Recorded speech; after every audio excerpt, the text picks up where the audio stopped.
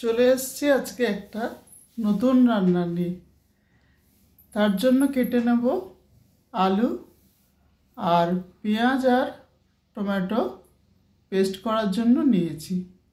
তো এই রান্নাটা হচ্ছে আলু, এঁচোড় আর চিংড়ির রান্না। একটা ছোটোবেলায় আমরা অনেক সময় ভুল ভেবে বা ছেলে মানুষ মনে এটাকে মাংস ভেবে খেতাম।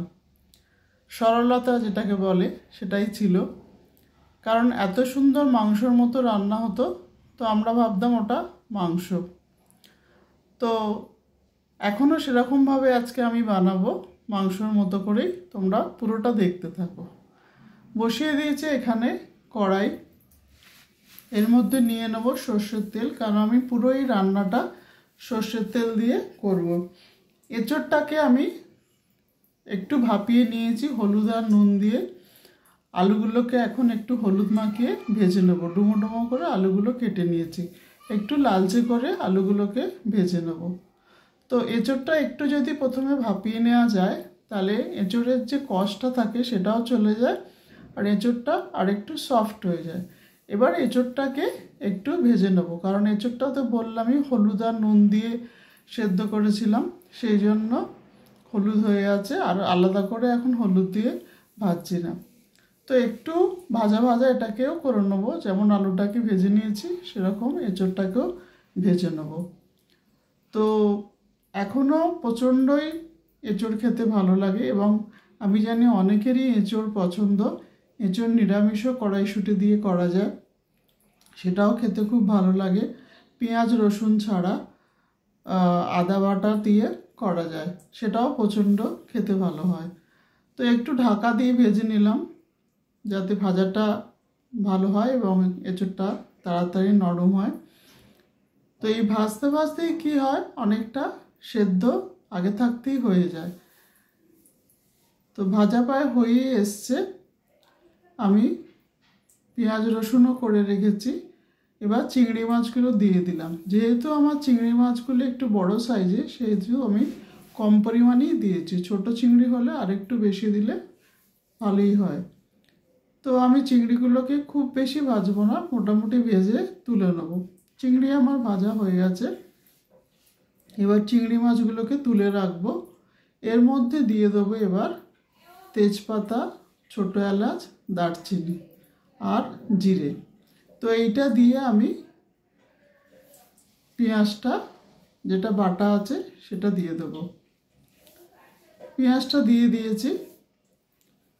পেঁয়াজটা দিয়ে ভালো করে নাড়তে হবে। আমি সবসময় বলি যাতে পেঁয়াজটা খুব ভালো করে কষা হয়ে যায়, তো তার জন্য দিয়ে দিতে হবে খুব অল্প পরিমাণে নুন, কারণ পেঁয়াজটাকে চটজলদি নরম করার জন্য।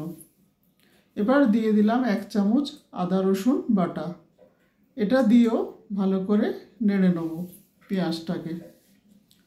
খুব ভালো করে পেঁয়াজটাকে, গ্যাসটাকে কমিয়ে কষে নেব, যাতে কোনো পেঁয়াজের গন্ধ না থাকে। দিয়ে দিলাম অল্প পরিমাণ চিনি। একটু এই ধরনের রান্নাতে চিনি লাগেই, তোমরা দেখেছো আমি আগের রান্নাগুলোতে অল্প একটু চিনি দিই। সব রান্নায় তো দেওয়া যায় না, কিন্তু কিছু কিছু রান্নায় দিতে হয়। দিয়ে দেবো এবার 3 চামচ মতো টমেটো পেস্ট দিয়ে আবার ভালো করে পুরো জিনিসটাকে নাড়িয়ে নেব, যতক্ষণ না পেঁয়াজের গন্ধটা যাচ্ছে বা পেঁয়াজটা নরম হয়ে যাচ্ছে আর টমেটো আদা রসুনের সঙ্গে ভালো করে মিশে যাচ্ছে। তো এইভাবে করার পর এবার দিয়ে দিলাম নুন। নুন যদি পরে কম হয় অবশ্যই যোগ করতে হবে। দিয়ে দিলাম ঝাল লঙ্কার গুঁড়ো। এবার দেব কাশ্মীরি লঙ্কার গুঁড়ো। তারপরে দিয়ে দেব হলুদ। হলুদ এখানে মোটামুটি ভালোই দেব, পরিমাণটা বেশি। আর দিয়ে দেব ধনে, জিরে, শুকনো লঙ্কা অল্প গরম করে নিয়ে গুঁড়ো করে নেওয়া মশলাটা। এবার পুরোটা দিয়ে খুব ভালো করে কষে নেব। খুব সুন্দর একটা গন্ধ বেরোচ্ছে, কারণ সমস্ত কিছু মিলেমিশে খুব ভালো একটা গন্ধ বেরোচ্ছে। দিয়ে দিলাম কাঁচা লঙ্কা। আমরা মাংস রান্না করার জন্য যেরকমভাবে মশলা করে নিই, ঠিক এঁচোড় রান্নার সময় ঠিক সেরকমভাবে মশলাটা করে নেব। অল্প জল দিয়ে দিয়েছি যাতে মশলাটা ভালো করে কষা যায়। হয়ে গেছে আমার মশলা রেডি। দিয়ে দিলাম আলুগুলো দিয়ে কষে নেব একটু। তো ভালো করে কষে নিতে হবে মশলাগুলোর সঙ্গে। অল্প একটু জল দিতেই হয়, নাহলে মশলাটা খুব ড্রাই হয়ে যায় এবং সেটা ধরেও যায় অনেক সময়। এবার দিয়ে দেবো এঁচড়গুলো তো ভাজা ছিল, তোমরা দেখেছো। তো আলু আর এঁচড় দুটোই খুব ভালো করে কষে নিতে হবে যাতে পুরোটা মশলার সঙ্গে খুব ভালো করে মিশে যায়। এঁচড়টা আমার খুব বড়ও না আর খুব ছোটও না, মাঝারি সাইজের ছিল। এই ধরনের এঁচড়গুলো খুব খেতে ভালো লাগে আর রান্না করতেও খুব ভালো লাগে।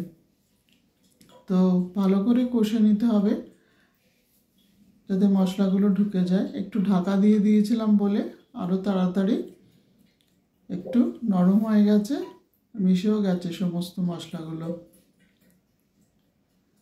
এইভাবে নাড়তে নাড়তেই অনেকটা নরম হয়ে যায়, কারণ ঢেকে ঢেকে কষতে কষতে অনেকটা নরম হয়ে যায়।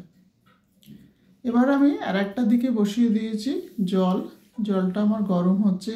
এটাতে দেব গরম জল, একটু বেশি পরিমাণেই দেব, কারণ আমার আলুগুলোও সেদ্ধ হবে, এঁচড়টাও সেদ্ধ হবে। তো অনেকটাই জল দিতে হবে। জলটা যখন ভালো করে ফুটে যাবে এবার ঢাকা দিয়ে দেব, দিয়ে গ্যাসটাকে অবশ্যই কমিয়ে দেব। তো খুলে দেখে নিয়ে একটু, আমার সেদ্ধ হয়েই গেছে অনেকটা এঁচড় আর আলু। এবার দিয়ে দেবো চিংড়ি